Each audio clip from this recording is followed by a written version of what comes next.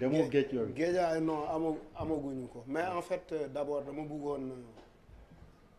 de Géejawaay dañu perte benn champion bu mag muy Père Balla Gaye. Père Balla Gaye moo formé ñoom Balla Gaye ñoom Elton liggéey si ñoom lu bëree bëri ba jox boy yi envie ñu dem bëre ji parce que Géejawaay quand même c'est compliqué donc boo demee ba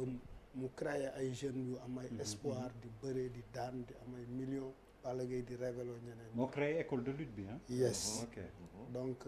vraiment ñu ngi koy jaale njabootam di ko jaale Balla Gaye di ko jaale Double Less di ko jaale. Malal yokk si rek ni doo am na doomam bu tudd Youssou Ndour quand même borom kër gi la ko tuddee donc ñu koy. profité aussi waaw ñu profité Youssou Ndour bi bëri. di ko donc ñu koy jaale aussi. yes man en fait bi ma gisee feebar bi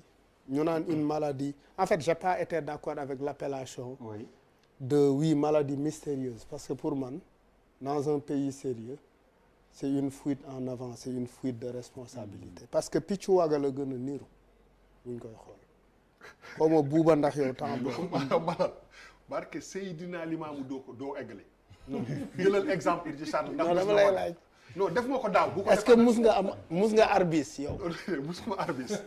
xam nga luy arbis déedéet ci taw bi lay lan mooy arbis arbis mooy bu arbis ba par pare. exemple mooy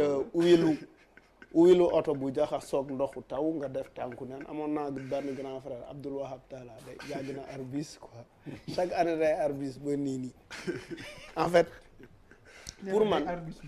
pour man bu genre affaire yi amee d'abord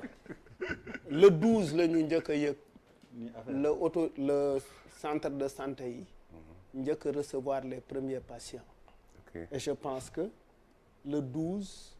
novembre centre de santé yi recevoir nañ les premiers patients donc l'autorité sanitaire était informée effectivement de cette maladie dite mystérieuse donc pour man en principe pour man li gën a jekk li gën a rafet mooy waruñu xaar effectivement que la presse en soit presse jiitu leen ci communication mooy li Pape Djibi doon wax léegi-léegi mais beneen affaire bi ci topp mooy bu ñuy xool mbir mi lenn rek la poser le problème de la surveillance et du contrôle de l'espace maritime c'est-à-dire ñu ngi ci géej lu fa munti am war nañ ko mun a xam ñu ngi 2020 bàkk nañ fi ay programme numérique wax fi ay digital wax fi ay affaires yu nekk def ci ay milliards en fait qu'est-ce qui se passe parce que pendant que nos quartiers parce que ay Almadies Fann Résidence Ouest Foire un peu partout nous sommes sous surveillance hein parce que quand même les gens ñu ngi surveiller nit ñi un peu partout il y a des caméras de surveillance pour man au même point de vue ni Ali Haïdar defoon bi mu nekkee ministère de l'environnement fu tàkk mu xam ko parce que il a un truc dans son bureau qui lui permet de savoir tout de suite fu am zone bu tàkk rek mu xam ko pour man zone bu am danger war nañ ko xam tout de suite et puis on ne doit pas être waruñu xaar léegi-léegi ñu ñuy wax ni way mun nañu surveiller sax léegi-léegi Sénégal bateau bu fi dugg rek mun nañ ko xam ak foo munti jóge mais mënaguñu xam gaal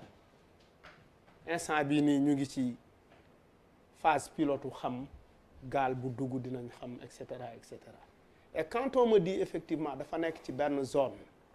je suis un peu étonné si benn zone rek la nekk mais bu fekkee parce que pour man soit comme li nga wax sànq soit c'est des entreprises des industries qui sont là parce que booy xool zone u Thiaroye bi yëpp c'est une zone industrielle fala ay lu nekk fa lay jaar est-ce que du ñooñu ñoo fa verser ay déchets toxiques ou bien est-ce que gaal yi nga xamante ne ñoom la ñu signal ay licence de pêche est-ce que du ñoom également ñoo fa sotti seen yooyu donc yu mel noonu pour man yu ñu war a gëstu la bu baax a baax et aujourd'hui dans cette histoire pour man le ministère d'abord de la pêche am na ci benn responsabilité bu mag parce que quand même booy xool les pêcheurs la communauté des pêcheurs ci ñoom la ñu gën a dégg ay nit ñi nga xamante ne faatu nañ ci wàllu ci wàllu mbëkk mi ñoom la ñuy waxal effectivement licence de pêche ñoom ñoo liggéeyul bu lu mel nii ñëwaatee dal seen kaw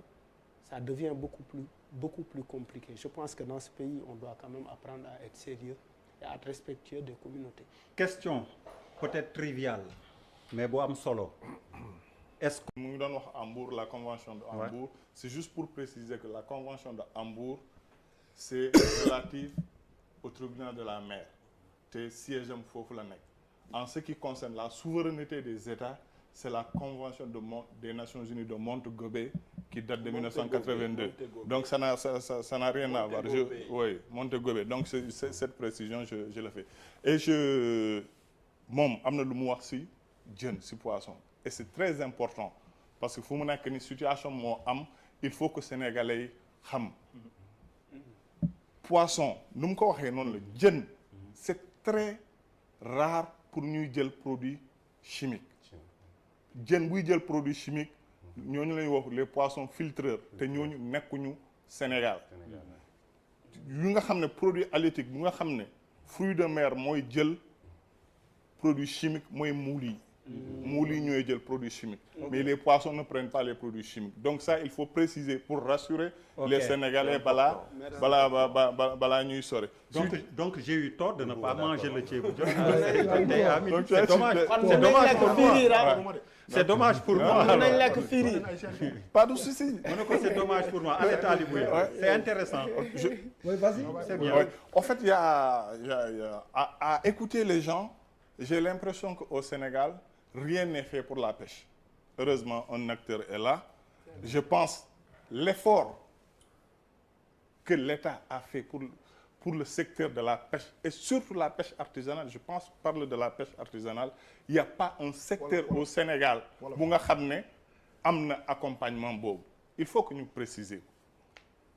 aujourd'hui appel bu ñu war a laaj bu ñu war a def mooy acteurs yi il faut que ñu organiser xam ne seen secteurs yi kenn mënu ko développer seen place ñoom ñoo mën a développer seen secteurs yi je donne un exemple en 2014 le président de la République dem Saint-Louis à Guet Ndar mu taxaw foofu ne leen je vous promets désormais l'État va dinañ engager subvention moteur de pêche ñëpp xam nañ c'était avant le 29 juin 2014 c'était avant les locales c'était le 24 octobre 2014 à Guet Ndar président ne leen dinaa subventionner en 2015 la subvention a commencé pour 5000 moteurs vu que le parc piroguier c'est 30 000 pirogues il l'a amené jusqu'à 20 000 pirogues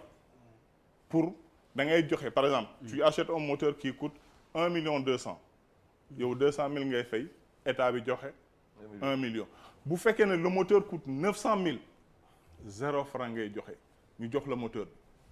loolu c'est à côté les gilets de pêche ça coûte entre 15 000 et 25 000 état bi subventionné ko tey moom bu bëggee gilet 2500 lay fay. gilet boobu baaxul peu importe. gilet si non écoute on peut pas dire non c'est pas écoutez non bu ne gilet bi baaxul peut-être peu importe peut-être c'est pas long ñoom ñooy dem jënd les gilets sont au niveau de la DPSP et c'est des gilets avec des normes c'est norme ñoom xam nañ ils vont à la DPSP la division de la protection et de la surveillance des pêches gilets c'est des tailles c'est des tailles donc autre chose ñoom xam nañ ne l'essence pour partir en mer elle est subventionnée xam nañ ils le savent c'est subventionné pour leur permettre de vivre de leur métier au-delà de ça les quais de pêche Yoff a son quai de pêche Soumbédioune a son quai de pêche Bargny a son quai de pêche Potou a son quai de pêche Fass Boye a son site de transformation des femmes Pencum Sénégal ici à Thiaroye c'est en construction Kafountine le site de transformation est en construction Goudomp Ndangan Sambou l'état bi mu ngi def lépp pour leur mettre dans les meilleures conditions lu nga xam ne pour ñu mën a vivre de leur métier mais organisation seen biir kenn mënul ñëw ne leen organiser leen. ñoom ñooy mën a organiser Talibou les meilleures conditions ñoom rek ñoo ko mën a apprécier. parce que ñoom ñooy les bénéficiaires directs. mais c'est leur demande. mais c'est eux qui râlent. Non, on ne vient pas leur imposer quoi que ce soit c'est leur demande. non. c'est la réponse à leur doléance. Personne. li mu wax Jibril. li mu wax nag moom on est entre Sénégalais on est entre nous. il faut qu'on se dise la vérité. li mu wax ay mesures concrètes. il faut qu'on se dise la vérité. parce que li mu wax yëpp ci affaire quai de pêche ci affaire kii yàgg naa dëkk pêcheur di ko kaas. bon ok donc bu demee ba def loolu ça veut dire